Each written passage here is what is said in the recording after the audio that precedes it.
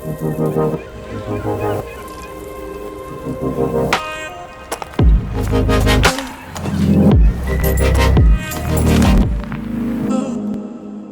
are you guys? What's up?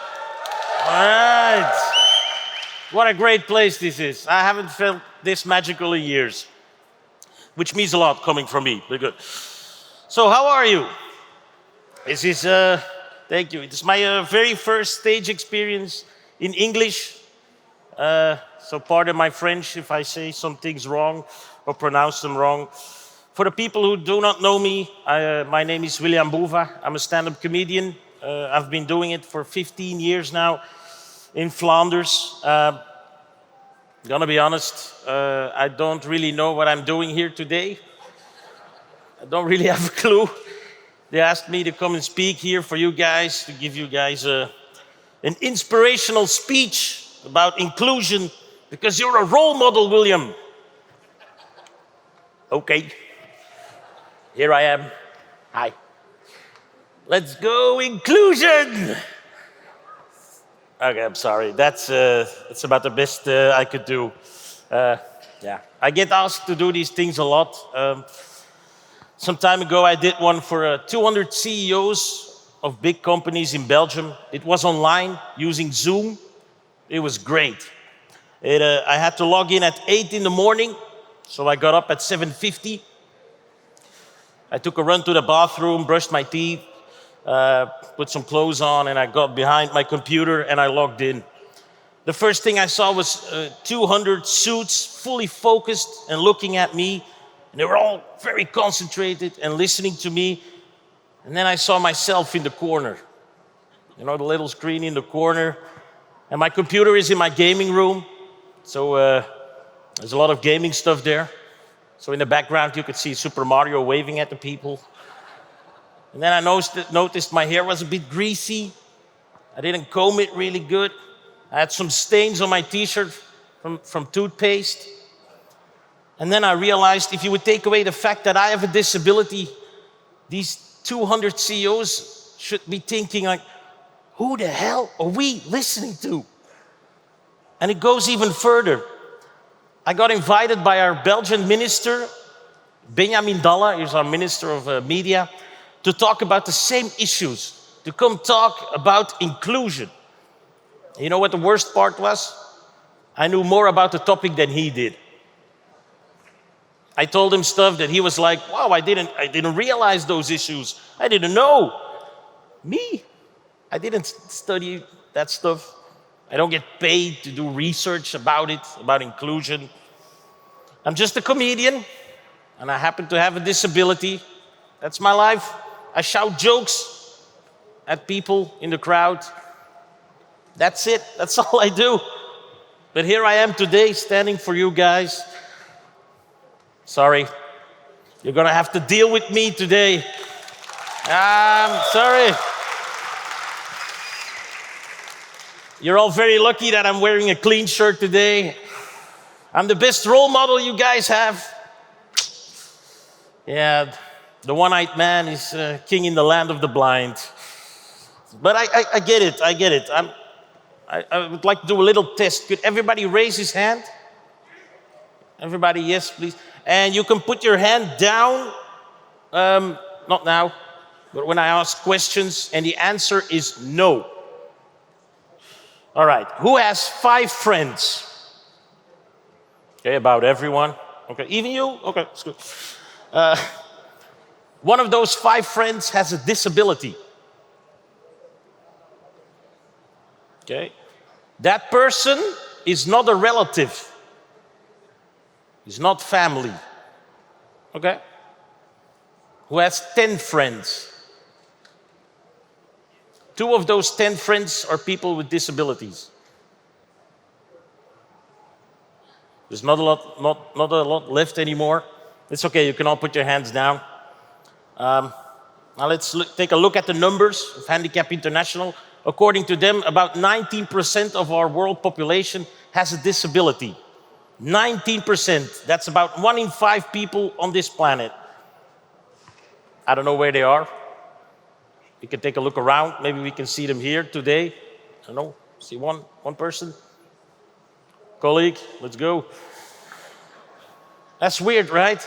If you'd have a book at home from Where is Waldo, and on every page there were only 5 people, you'd find Waldo pretty easily, right? But it's not like that in our society. And that's weird. That's weird. And I know the feeling because I'm not doing any better than you guys. I mean, I only have one friend with a disability myself. And I only met him because I had no other options, because I had to. I was about 12 years old when my parents told me, William, you have to do a hobby. And eating is not a healthy hobby. You have to do sports. It's not that easy to do sports if you have a disability. Not every sport is realistically possible. I tried hurdling once, only got a headache from it. Het is hordenlopen, hè mensen. Iedereen spreekt hier gewoon Nederlands, toch?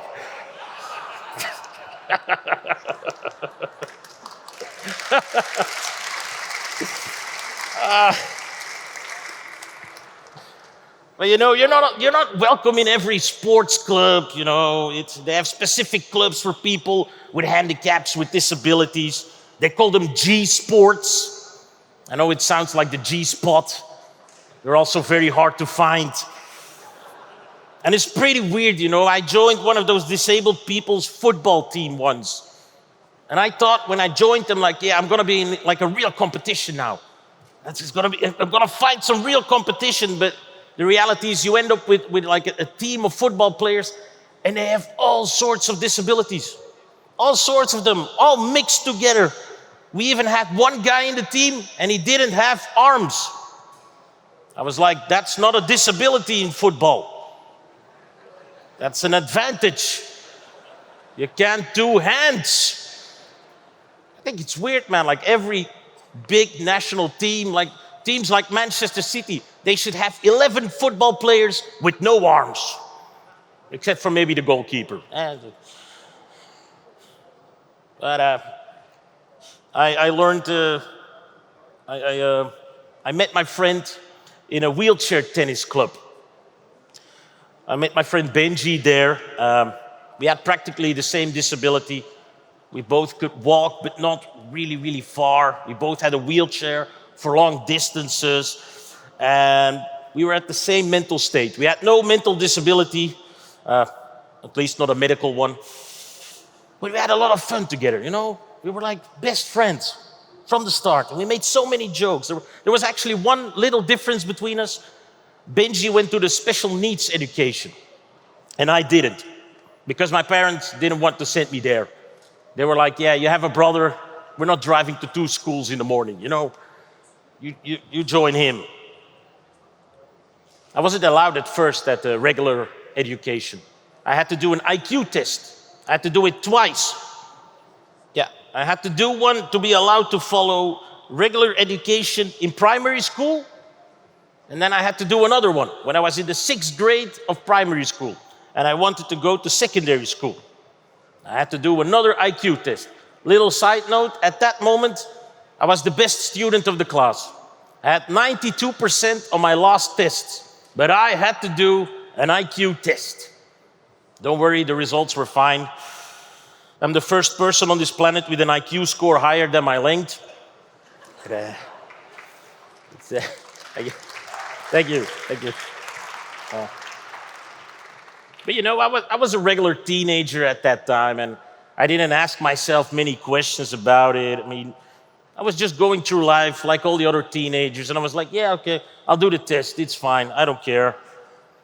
And as I was like a really normal teenager, I also quit playing wheelchair tennis at a moment because I was lazy.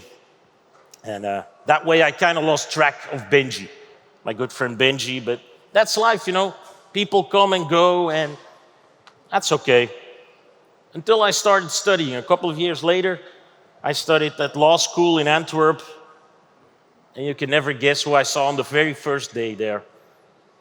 You know, those introduction days? Who did I see there? My friend Benji. It was great seeing him again. I mean, it felt as if time had never stood still, and we had just had fun like in the old days. I mean, after all, there was only one little difference between us. He went to special education school, and I didn't. But that was a bigger difference than I thought at first. Like a really big difference. I mean, he had to quit studying pretty soon after that first day, and I could continue because he wasn't that well prepared for studying than I was in my regular education. And at that moment, it felt really unfair. I mean, why did he have a total different life path than me? Why?